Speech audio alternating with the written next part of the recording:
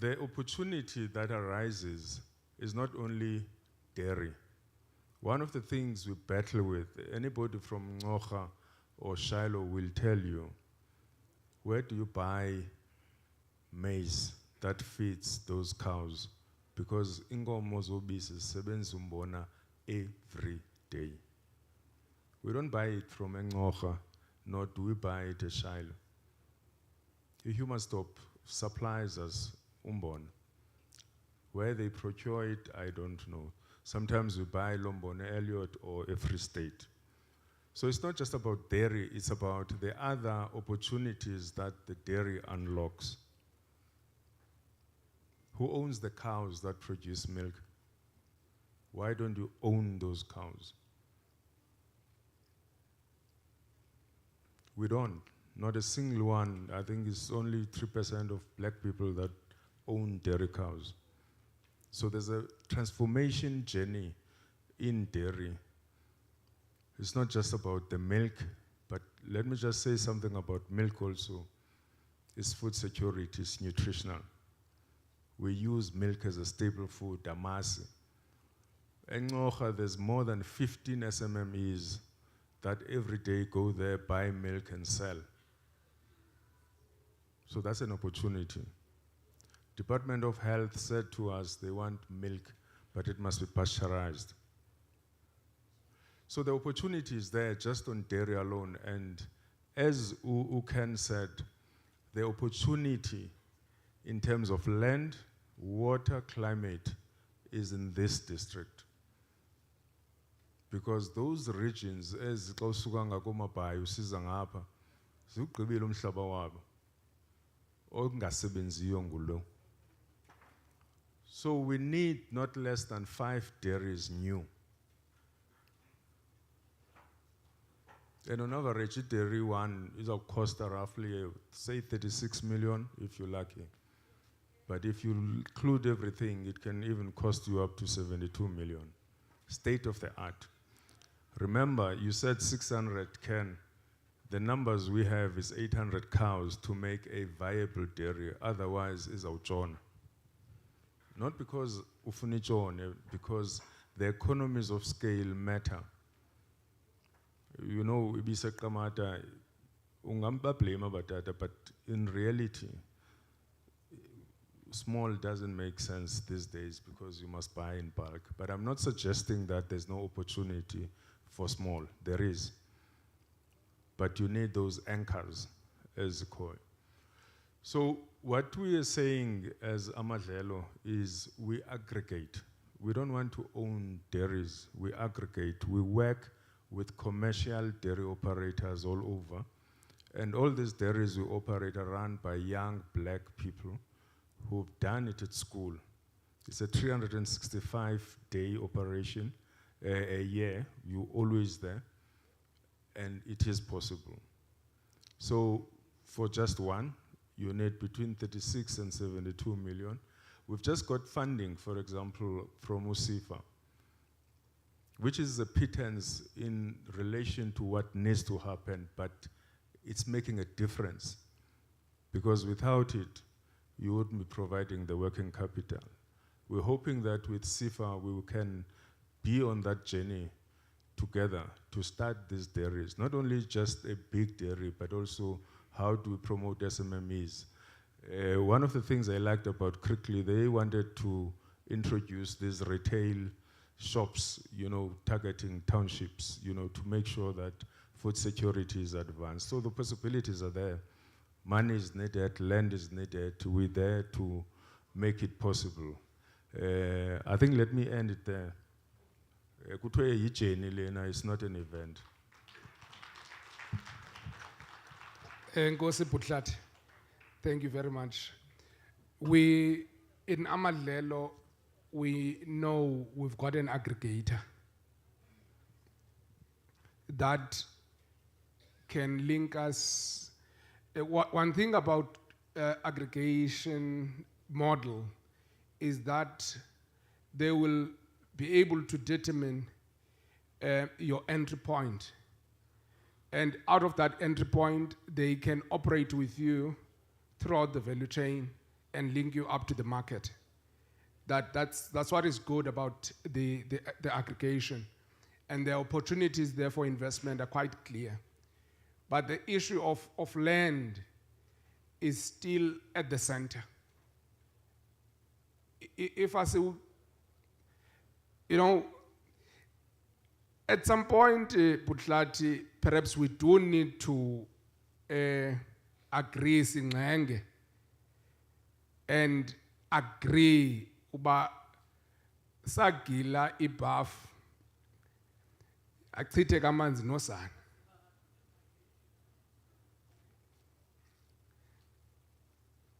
We did not throw it intentionally, but sayigila achithe kamanzi nosana. Samgila manu trago man. Sake simgile na. Samgila trago. The trago approach. At some point, we need to rethink of those things and say, this worked, and let's take the good out of it and redo it, because the ownership was still in the hands of our people, and the aggregation model was at work. Because Sotolope, we need to move away from this concept of becoming a food basket, but that lives in the Bible only. We food basket as a Bible, it has never really come to reality. If we are becoming a food basket, we need to be a food basket that is felt by umam kwati no Gcwanini ezilalini, and they can be able to say this is not just a dream but a reality. I'm going to call now Mr. Raymond to come and take podium. He's coming from Farmwise. They are dealing with the fresh produce and processing. Over to you. Thank you, Chair. Thanks for the opportunity. Greetings to everyone. Unfortunately, I was a bit late at the opening of the pack house earlier. I was a couple of minutes late. I wasn't in time to the ribbon cutting. But I'm sure you guys heard the name Farmwise when we opened the pack house. Maybe just a bit of background on Farmwise. We're a supplier of produce, a national supplier of produce. We supply produce into the most of the retail stores, Woolworths, ShopRite, Spar. We go into all those retailers. Mr. Hala and myself met up on a number of occasions, and I want to compliment him and his team in the method that we actually put this partnership together. And we partnered up with the pack house, knowing that any venture like this needs access to markets. We feel as a business, as Farmwise, we've been in the industry for 33 odd years. We understand what produce needs to look like, the quality of produce that we need to produce in order to go into the formal markets and the informal markets. To be completely honest with you, I think everybody in the hall will agree with me that people want to buy quality. Everybody now wants to buy quality. So as a business, we're a distributor of produce. We do not grow our own produce. We program producers around the country specifically to grow these products for us, which we then pack and process into the retail sector. We also see the opportunity in the Eastern Cape, specifically from a procurement point of view. There's a lot of good water, excellent agricultural ground, which is not being utilized, and which we feel if we can manage and plan properly, that we would be able to get a lot of this produce into the formal markets. Basically a three-prong approach, deal with obviously got the pack house up and running, but also work together with the landowners and plan and program them, plan and understand the local markets, and then also the national markets, and thirdly move into the export markets. To get all this work done, we're going to have to need a proper logistic solution, as you guys have all mentioned, that we're close to all the national roads. So I think it's definitely a viable option. It's definitely take a massive amount of investment. We estimate the investment to be between 40 and 50 million rand over the next 2 to 3 years, and that'll take the product from the Eastern Cape, first of all, for the Eastern Cape, into the national markets if needed, and also into the export markets. Ultimately, creating jobs in the area. I think that's our main focus.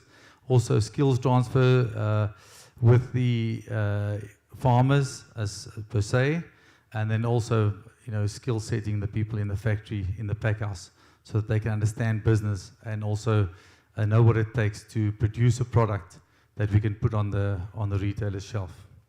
Thank you very much. Thank you very much, Raymond. I think insofar as the investors are concerned, we have managed to deal with the session very well. And I will then release Mr. Sumtyala, Mr. Ken Clark, and Mr. Raymond, and with a round of applause. And thank you very much. And Mr. Blow can come on the come on stage so that we can continue.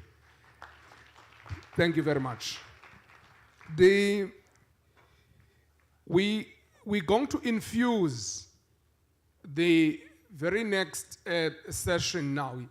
We're going to infuse the very next session, but before we do that, which is dealing with the forestry and cannabis, but before we do that, we're going to finish off this session with the professor that has been on the line. Just 5 minutes, then we are done with this session and then get to the next one.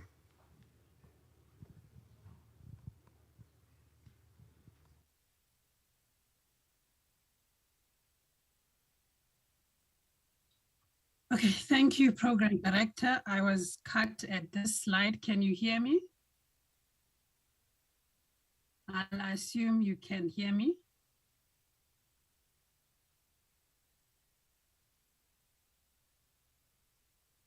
Can someone tell me if I can be heard? Yes, we can hear you, okay. Prof. Thank you. All right, thank you so much. I'll try and be quick.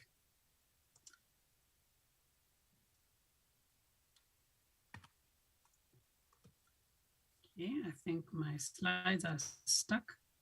Okay, so I was explaining how we deliberately identify those who have recently acquired land and are new entrants into agriculture. And the reason being that the seed industry in South Africa is highly industrialized, commercialized, and centralized. And therefore, sometimes the needs of the smallholder farmer who is resource limited tends to be not attended to in terms of seed varieties that are suitable and affordable. And we need variable varieties, a variety for farmers to choose and pick according to different localities, diversity for resilience in different geographies as climate change dictates to us.